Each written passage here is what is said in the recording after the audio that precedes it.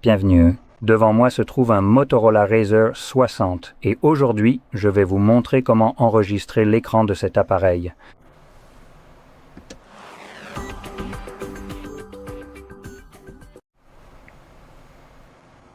Pour commencer, vous devez balayer 2 fois vers le bas depuis le haut de votre écran, ce qui fera apparaître vos paramètres rapides et quelque part ici, vous devriez pouvoir trouver l'icône d'enregistrement d'écran. Voyons combien de temps il me faut pour le trouver. Oh, le voilà. Vous pouvez donc voir qu'il est sur la 2e page. Maintenant, désolé, sur la 3e page en fait. Maintenant, si vous ne voyez pas cette option quelque part, vous pouvez cliquer juste ici sur ce crayon, faire défiler vers le bas et tout ce qui se trouve en dessous de ce texte ici sont des options que vous pouvez ajouter à la liste.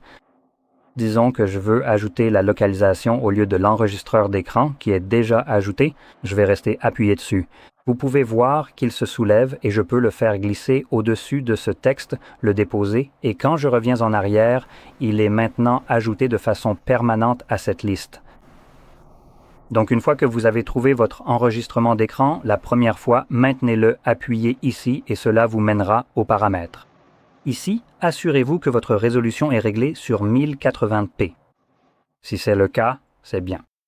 Si ce n'est pas le cas, changez-la. Le 720p n'est pas une bonne résolution pour 2026. C'était le cas en 2008.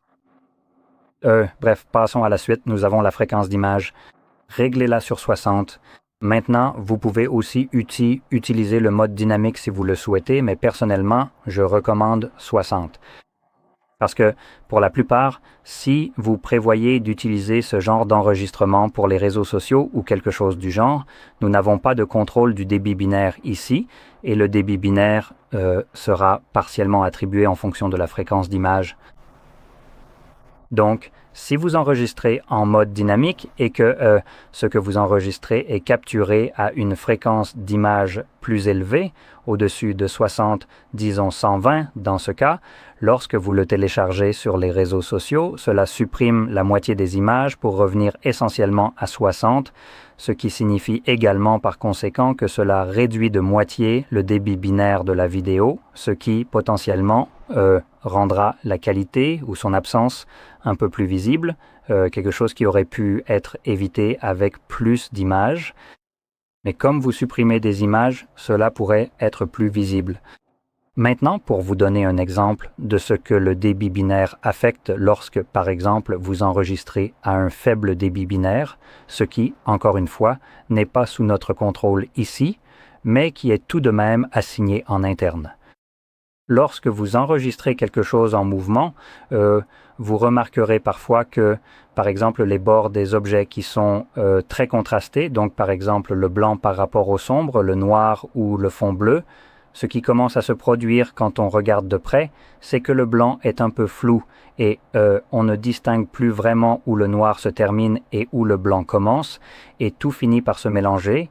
Et vous obtenez ce genre de bord imprécis qui, ici, vous savez, aurait dû être juste un petit contour bien net. Mais, avec un faible débit binaire, ce téléphone ne sera pas capable de conserver ce type d'informations en mouvement et il va les rendre flous pour économiser ce débit binaire car il doit capturer l'écran entier et ce n'est que lorsqu'il arrête de bouger qu'il commencera réellement à rendre l'image un peu plus nette avec le temps, car il peut alors augmenter continuellement la qualité puisque rien ne change à l'écran. C'est donc généralement ce qu'il faut surveiller avec un faible débit binaire. Quoi qu'il en soit, ici, nous avons une limite de temps d'enregistrement et une limite de taille de fichier. Je ne recommande pas de les modifier. Illimité, à mon avis, c'est bien. La raison pour laquelle je ne le recommande pas, c'est parce que, premièrement, pour la limite de taille, il y a beaucoup d'espace sur cet appareil. Maintenant, si vous manquez d'espace, alors peut-être que vous voudrez le configurer. Mais si vous manquez d'espace, je pense que la meilleure solution serait simplement d'en libérer un peu. Et en ce qui concerne la limite de temps, je trouve que si je devais enregistrer une vidéo, par exemple, comme celle-ci, nous utilisons un enregistreur d'écran. si je sélectionne une limite de temps, je pourrais être encore en train de parler de quelque chose, que je pourrais ne pas avoir fini complètement, donc ça me couperait en plein milieu d'une phrase. Ce n'est pas l'idéal, donc je préfère l'arrêter moi-même quand j'ai terminé. Ensuite, nous avons l'option d'enregistrement des points de contact qui enregistrera un point gris semi-transparent là où votre doigt appuie sur l'écran. Je vais laisser cette option activée juste pour que vous puissiez voir à quoi cela ressemble. Mais oui, ce sont enfin presque toutes les options disponibles ici. La dernière est la taille de l'avatar juste ici. Cela définit C. Ceci en fait, juste ici, l'image que vous pouvez voir est la taille réelle qui sera visible sur un enregistrement d'écran si vous choisissez d'activer cette option. Maintenant, il y a une option de plus que nous allons voir, alors balayons vers le bas pour trouver le bouton, et cette fois-ci nous allons appuyer dessus, et ici vous pouvez voir que nous avons l'enregistrement audio. Pour une raison quelconque, cela n'est pas visible dans les paramètres. Nous avons donc microphone, système, micro et système, et rien. Maintenant, pour ceux qui voudront enregistrer à la fois le micro et le système, je recommanderais soit d'utiliser des écouteurs, soit simplement de baisser complètement le volume. La raison à cela est que le son du système est enregistré en interne via l'enregistreur d'écran et vous n'avez pas besoin de l'entendre pour qu'il soit enregistré. Maintenant, lorsque vous enregistrez les deux sans utiliser de casque ou quoi que ce soit du genre, ou sans couper le son, ce qui peut arriver, c'est que l'enregistreur d'écran enregistre le son en interne, puis qu'il soit diffusé par les haut-parleurs. À ce moment-là, le microphone le captera une seconde fois, ce qui pourrait potentiellement créer un effet d'écho indésirable. Cela résout donc en quelque sorte le problème. Maintenant, une autre option dont nous disposons ici est l'enregistrement de l'écran entier ou d'une seule application. Choisissez celle que vous préférez. Je vais simplement choisir l'écran entier. Cela enregistre toujours l'application si vous l'ouvrez, donc cela n'a pas vraiment d'importance pour moi. Et comme je l'ai mentionné, nous avons la caméra ici. Pas d'inquiétude, inutile de l'activer maintenant, on peut le faire après avoir cliqué sur Enregistrer, cliquez juste ici. Un compte à rebours de 3 secondes se lance, puis une notification confirme que l'enregistrement a démarré. Et dans cette optique, nous pouvons ouvrir la plupart des applications et les enregistrer comme bon nous semble si j'avais Internet, pour vous montrer toutes les options que nous avons juste ici, sachant que cette superposition ne sera pas visible dans l'enregistrement, soit dit en passant. Maintenant, vous pourrez aussi voir ce petit point. Ce sera plus visible maintenant quand je visionnerai ceci. Voici la caméra. Maintenant, nous pouvons déplacer ceci si vous le souhaitez, pour une raison quelconque, avec ceci. Et voilà. Comme vous pouvez le voir, vous pouvez inverser les côtés. Vous pouvez aussi le mettre en pause et l'arrêter. Je vais l'arrêter. Donc, cela enregistrera votre capture d'écran dans votre application Photos, alors je vais juste l'ouvrir.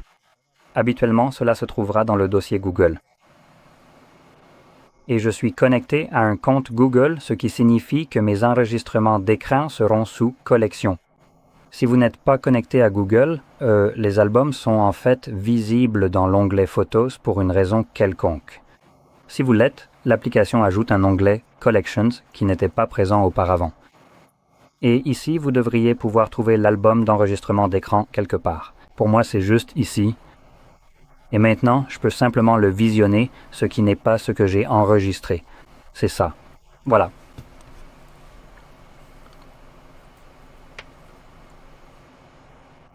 Maintenant, pendant que cela se lit, je veux mentionner rapidement les limitations de l'enregistrement d'écran que vous rencontrerez probablement à un moment donné en essayant d'enregistrer quelque chose. Donc, les applications, et je veux dire strictement les applications pour la plupart, ont la capacité de désactiver une fonctionnalité qui s'appelle, je crois, affichage par-dessus les autres applications. Maintenant, au fait, c'est le point, les points de contact. Mais bref, ils ont donc la possibilité de le désactiver. Il n'y a aucune option pour vous permettre de changer cela si vous souhaitez le réactiver. Seul le développeur de l'application peut le faire. Vous n'avez aucun contrôle là-dessus. Si une application le fait, c'est tout. Vous ne pouvez rien y faire. Et Cette fonctionnalité est conçue pour la confidentialité et la sécurité de l'utilisateur. Actuellement, c'est surtout utilisé dans les applications bancaires qui bloquent cela pour se protéger des logiciels malveillants.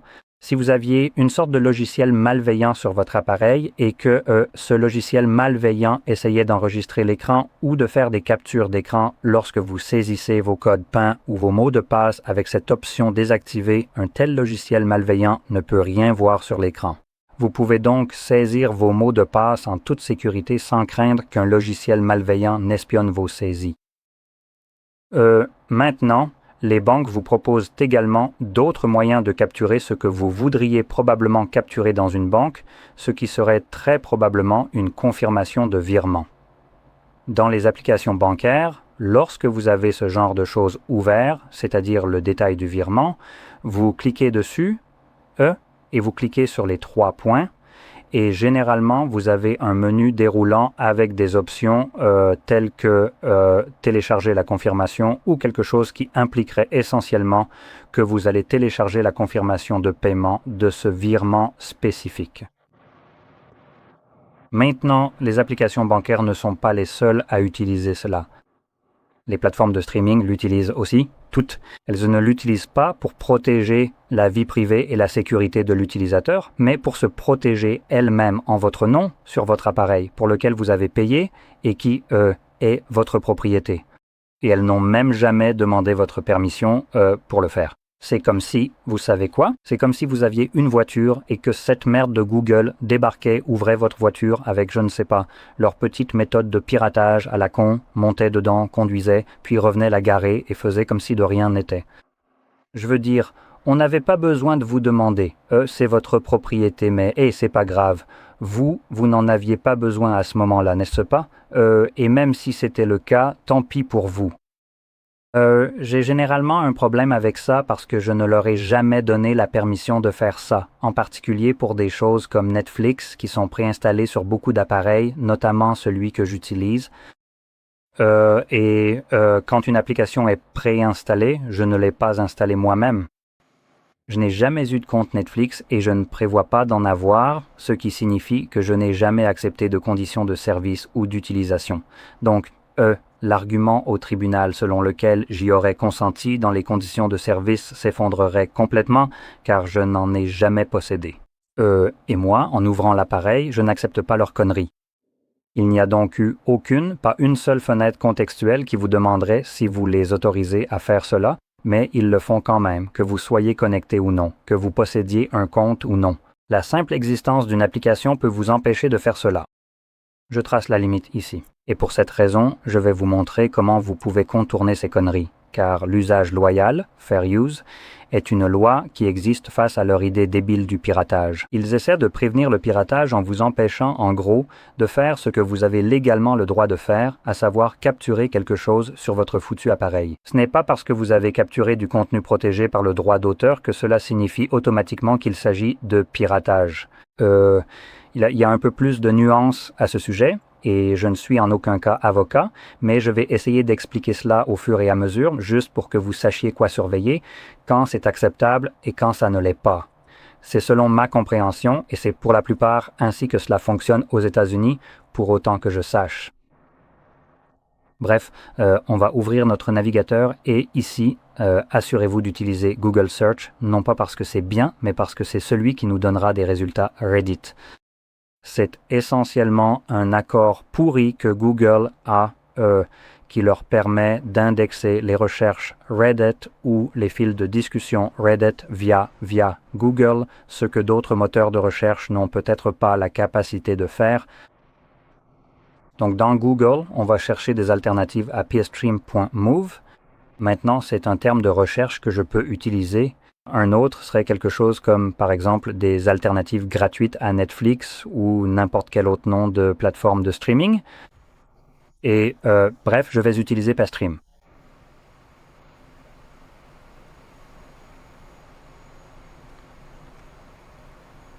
Et voilà. Et vous voyez, voilà, Reddit est tout en haut. Sympa. Et vous allez chercher spécifiquement un subreddit appelé Air Piracy. Comme je l'ai mentionné, cela ne signifie pas que nous piratons quoi que ce soit. Si on clique là-dessus, vous pourrez trouver ici tout un tas de liens vers des sites. Je ne sais pas si l'un d'entre eux fonctionne. Je sais pertinemment que le premier ne fonctionne pas. Juste pour faire une démonstration, et voilà, c'est mort. Je ne sais pas si l'un d'entre eux fonctionne, mais si aucun ne fonctionne, vous pouvez essayer un terme de recherche différent et en trouver un qui fonctionne vraiment. Ces sites ont tendance à revenir avec des noms différents. C'est comme un cancer, on ne peut pas s'en débarrasser. Il ne cesse de revenir et vous savez quoi? Pour nous, c'est en fait plutôt une bonne chose. Et utiliser n'importe lequel de ces sites, juste s'y rendre, c'est tout à fait correct. Cependant, regarder du contenu, là, ce sera très circonstanciel. Si vous prévoyez de regarder du contenu et que vous êtes comme moi, que vous n'avez aucun abonnement à quoi que ce soit, alors là, c'est du piratage. Le piratage ne se limite pas au partage. Cela inclut aussi le fait de regarder du contenu protégé par le droit d'auteur sans en avoir réellement le droit, ce qui signifie, en gros, sans abonnement actif. Maintenant, l'un des avantages les plus sympas, c'est que quand vous payez pour un service de merde comme Netflix, déjà, Netflix veut que vous utilisiez leur application parce que vous les payez pour qu'ils aspirent toutes les données personnelles de votre téléphone afin de pouvoir les monétiser à fond. Donc techniquement, ils récupèrent déjà leur part en vendant vos informations personnelles et en plus, ils veulent que vous payiez un abonnement mensuel. Maintenant, si vous les payez déjà, vous pouvez supprimer cette putain d'application de votre téléphone et utiliser ça à la place, pour autant que je sache, parce que bon, vous payez déjà un abonnement. Ça ne veut pas dire qu'ils ont aussi un accès libre et total à toutes vos données personnelles. Maintenant, en regardant du contenu là-bas et en payant un abonnement, vous devriez être tranquille. Capturer ce contenu via des captures d'écran devrait être sans problème. Je ne pense pas qu'il y ait de limitation à ce niveau-là, car, encore une fois, vous payez pour ça, donc c'est bon. Maintenant, les enregistrements d'écran, en revanche, c'est une autre paire de manches, car le Fair Use autorise l'utilisation de contenu protégé par le droit d'auteur jusqu'à, je crois, 30 secondes.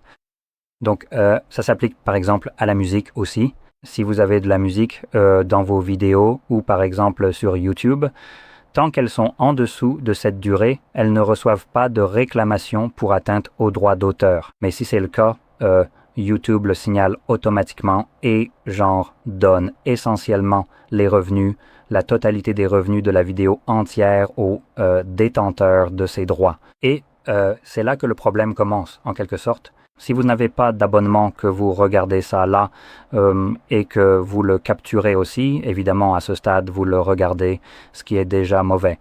Vous le capturez et ensuite si vous le partagez, c'est aussi un peu mauvais. Donc il y a juste, vous savez, soyez conscient de cela.